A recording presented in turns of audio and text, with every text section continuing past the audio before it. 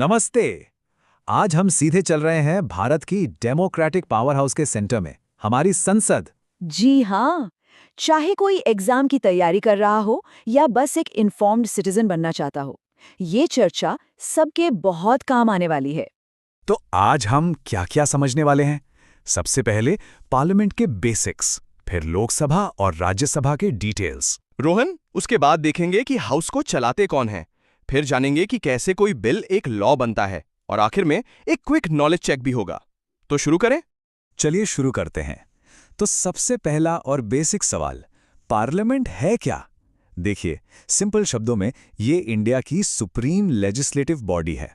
मतलब वो जगह जहां हमारे देश के लिए कानून बनाए जाते हैं। और ये जो इक्वेशन स्क्रीन पर है, ये एग्जाम पॉइंट ऑफ व्यू से सुपर इंपॉर्टेंट है। आर्टिकल 79 कहता है कि पार्लियामेंट के 3 हिस्से हैं, the president, the Lok Sabha and the Rajya Sabha. Exactly अक्सर लोग ये गलती करते हैं। वो सोचते हैं कि पार्लियामेंट मतलब सिर्फ लोकसभा और राज्यसभा, पर नहीं, प्रेसिडेंट भी इसका एक इंटीग्रल पार्ट है।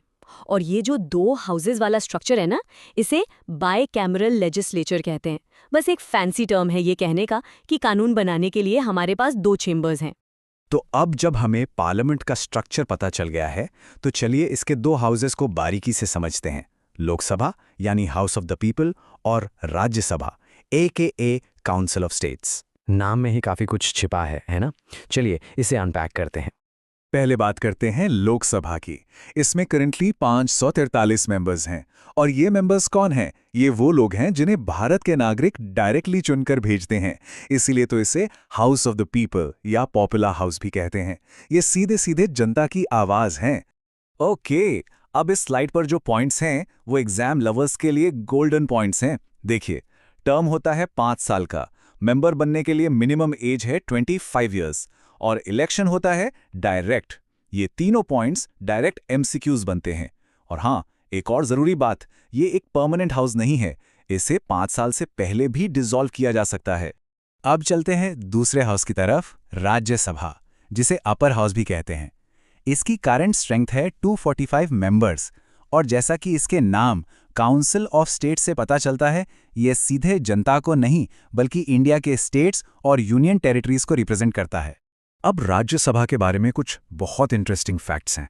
लोकसभा के उलट ये एक परमानेंट बॉडी है, मतलब ये कभी डिसॉल्व नहीं होती। ये हमारे कंट्री के फेडरल स्ट्रक्चर को दिखाता है, जहां स्टेट्स की भी अपनी आवाज होती है। और इसके मेंबर्स का टर्म 6 साल का होता है। लेकिन एक ट्विस्ट है, सारे मेंबर्स एक साथ रिटायर नहीं होते। हर 2 साल में 1/3 मेंबर्स रिटायर हो जाते हैं। ये एक ब्रिलियंट सिस्टम है कंटिन्यूटी बनाए रखने के लिए, ताकि देश में हमेशा एक फंक्शनिंग लेजिस्लेटिव बॉडी मौजूद रहे। ये टेबल रिवीजन के लिए एकदम परफेक्ट है। सारे की डिफरेंसेस एक ही जगह पर। सबसे बड़ा takeaway, direct versus indirect election. बिल्कुल, लोकसभा में हम यानी आम आदमी सीधे वोट करते हैं, जबकि राज्यसभा के मेंबर्स को स्टेट्स के MLAs यानी हमारे चुने हुए प्रतिनिधि चुनते हैं। ये बहुत बड़ा फंडामेंटल डिफरेंस है। अच्छा, तो हमारे पास 2 हाउसेस तो हैं, पर इन्हें चलाता कौन है? मतलब क्लास में जैसे एक मॉनिटर होता है, वैसे भी हर हाउस में एक प्रिजाइडिंग ऑफिसर होता है, जो प्रोसीडिंग्स को ऑर्डरली तरीके से कंडक्ट करता है। समझिए कि ये हाउस के रेफरी हैं।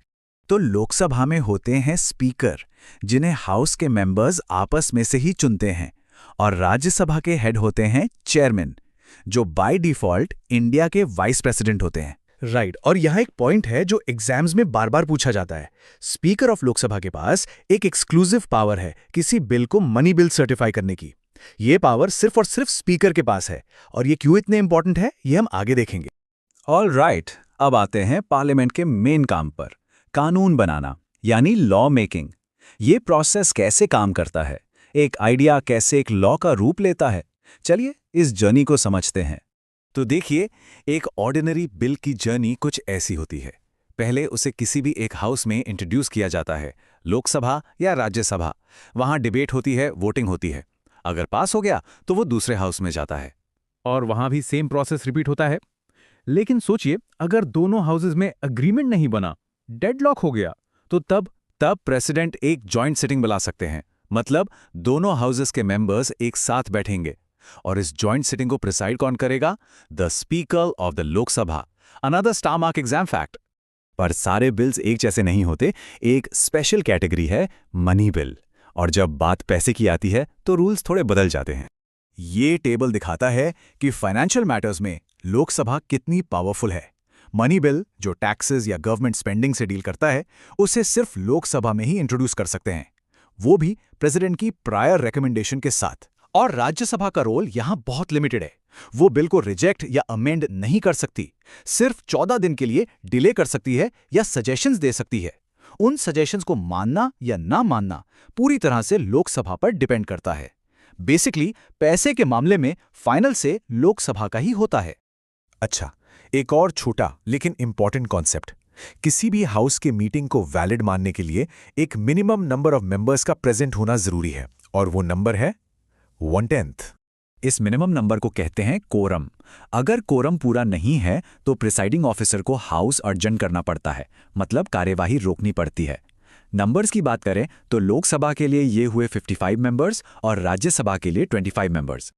ऑल राइट, काफी कुछ कवर कर लिया हमने, तो अब टाइम है एक क्विक नॉलेज चेक का। तैयार हैं? Let's do it. 10 क्वेश्चंस, देखते हैं कितनों के जवाब सही आते हैं। पहला सवाल, राज्यसभा का मेंबर बनने के लिए मिनिमम एज क्या है? 25, 30, 35 या 21? And the correct answer is B, 30 years. Right, Lok Sabha के लिए 25 साल, राज्यसभा के लिए 30 साल। इसे याद रखिएगा। Question number 2. A money bill can only be introduced in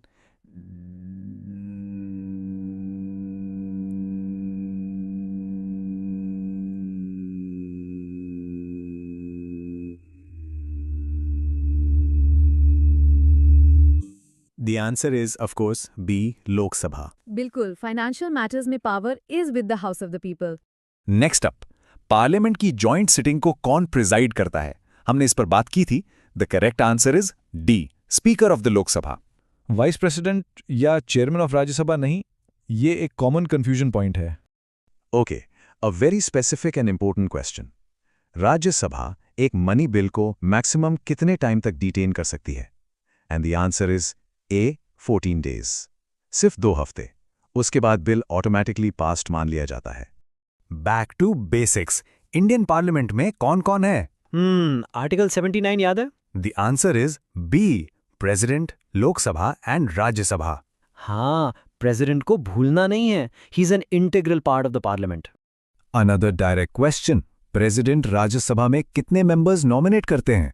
correct answer is C, 12 members. ये वो एक्सपर्ट्स होते हैं जो आर्ट्स, लिटरेचर, साइंस और सोशल सर्विस जैसे फील्ड से आते हैं।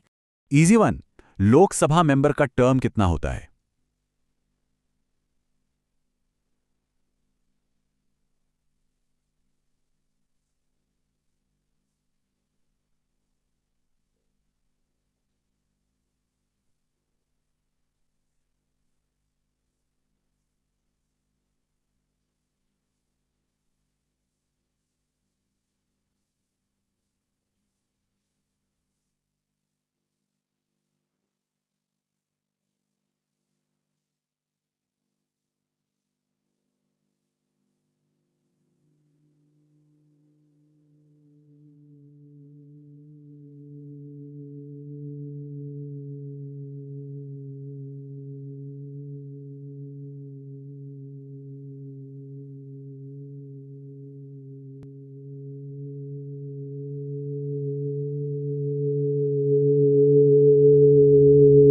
इजी वन, लोकसभा मेंबर का टर्म कितना होता है?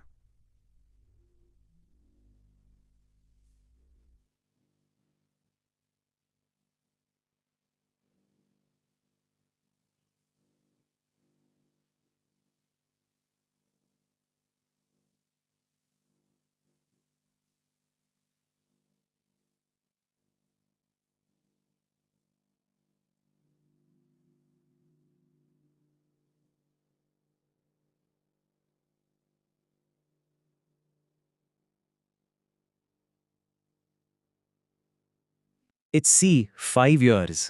रोहन, एंड राज्यसभा मेंबर का?